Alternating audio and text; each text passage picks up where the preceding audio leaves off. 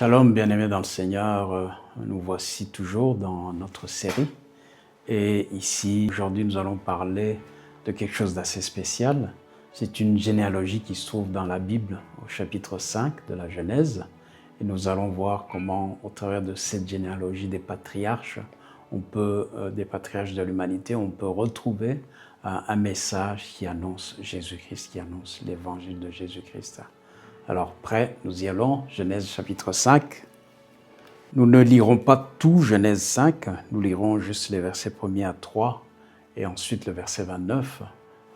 Donc, j'essaierai d'expliquer ensuite ce que chacun des noms veut dire. Nous allons voir et puis nous tirerons un peu le message qui en ressort. Genèse chapitre 5, versets 1er à 3. Voici le livre de la postérité d'Adam. Lorsque Dieu créa l'homme, il le fit à la ressemblance de Dieu. Il créa l'homme et la femme, il les bénit, il les appela du nom d'homme lorsqu'ils furent créés. Adam, âgé de 130 ans, engendra un fils à sa ressemblance selon son image et il lui donna le nom de Seth. Et donc si vous lisez, à partir de ce verset jusqu'à la fin pratiquement, on ne fait que parler de la succession de différents noms et ces noms où on dit que voilà, tel engendra tel, etc., etc., il vécut autant d'années. Et donc, nous allons reprendre chacun de ces noms. Il y en a 10 au total, et chaque nom veut dire quelque chose, justement.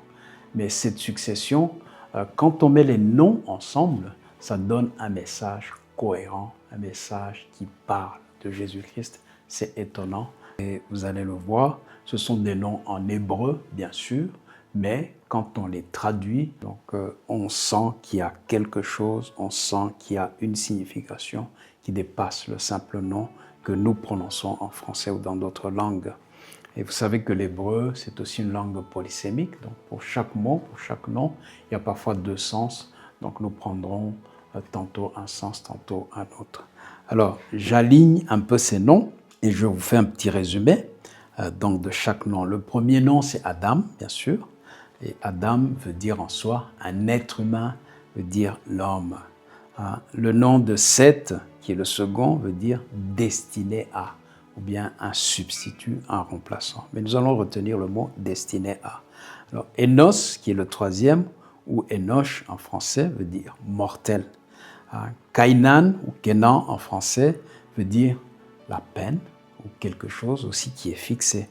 Mahalalel, le cinquième, veut dire le Dieu béni. C'est une expression, c'est un nom, mais c'est une expression qui se traduit le Dieu béni. Jared vient d'un verbe hébreu qui veut dire descendre, le verbe Jared, c'est le mot descendre ou descendra, il descendra. Enoch, Enoch ou Enoch en français veut dire enseigner, enseigner, instruire. Alors le suivant c'est Methuselah, veut dire sa mort apportera, sa mort amènera. C'est aussi une expression toute faite. Lamech ou Lémec en français veut dire perdu, désespéré. Et ensuite, on termine par le nom de Noah, qui veut dire Noé en français, et sa signification est le repos. Alors, voici quand on met bout à bout ces noms, ce que ça donne. Donc, à partir d'Adam jusqu'à Noah, si vous avez bien noté chaque signification de chaque nom. Alors, Adam, l'être humain, est destiné, ça c'est Seth, à mourir, Enos, sa peine est fixée, Kainan, mais le Dieu béni, Mahalalel, descendra, Jéred, pour enseigner Enoch, et sa mort amènera, Methuselah, le repos, Noé. Donc je répète, l'être humain est destiné à mourir. Sa peine est fixée. Mais le Dieu béni descendra pour enseigner. Et sa mort, donc la mort de ce Dieu béni, on se rend compte déjà de qui il est, donc amènera pour les perdus le repos. Ce n'est que ça le message de l'Évangile. Donc l'humanité est destinée à mourir parce que le salaire du péché, c'est la mort. Mais c'est une peine qui est fixée, bien sûr. Mais le Dieu béni descendra. Qui est ce Dieu béni qui descend? C'est bien sûr Jésus qui est descendu du ciel et qui est venu, donc par sa mort, apporter le repos à tous ceux qui étaient perdus. N'est-ce pas magnifique, bien-aimés?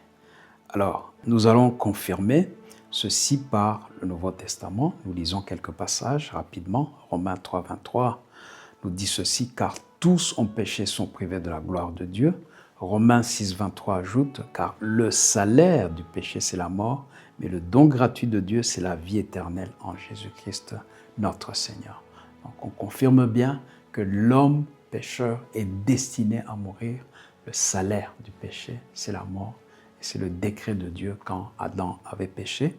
Luc 19, 10 nous dit ceci, que le Fils de l'homme est venu chercher et sauver ce qui était perdu.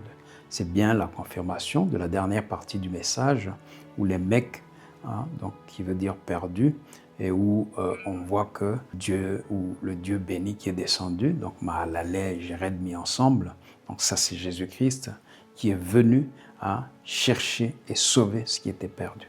Nous terminons enfin par Matthieu 11, 28 qui dit ceci, « Venez à moi, vous qui êtes chargés et fatigués, je vous donnerai du repos » ou la signification du nom Noé si vous voulez. Et donc, vous voyez que tout se recoupe dans l'Ancien et dans le Nouveau et que vraiment, vraiment, l'Écriture, c'est la parole de Dieu et que nous pouvons y trouver une profondeur qui va au-delà de la simple lecture, au-delà de ce que peut-être nous pouvons apprendre de manière religieuse.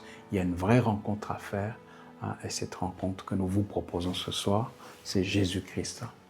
Jésus peut vous donner le repos. Il peut donner le repos pour vos âmes. Parce que celui qui n'a pas de repos, c'est celui qui a la crainte de la mort, c'est celui qui est dans le péché et qui sait que sa peine, c'est la mort spirituelle. Bien, aujourd'hui, nous prions pour que vous puissiez accepter celui qui vous donne le repos.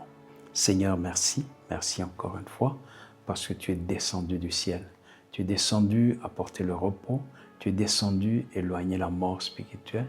Et tu es venu, ô Dieu béni, chercher ceux qui étaient perdus. Tu es venu sauver ceux qui étaient perdus. Et pour tous ceux qui t'acceptent, tu leur donnes le repos du cœur. Merci d'entrer dans nos cœurs. Merci Seigneur Jésus, encore une fois pour ton salut. Amen. Merci à toutes et à tous d'avoir regardé cette vidéo de notre série Jésus-Christ dans toutes les Écritures. Je vous invite à me suivre sur mes différents réseaux sociaux, Jean-Paul-Valois. À très bientôt.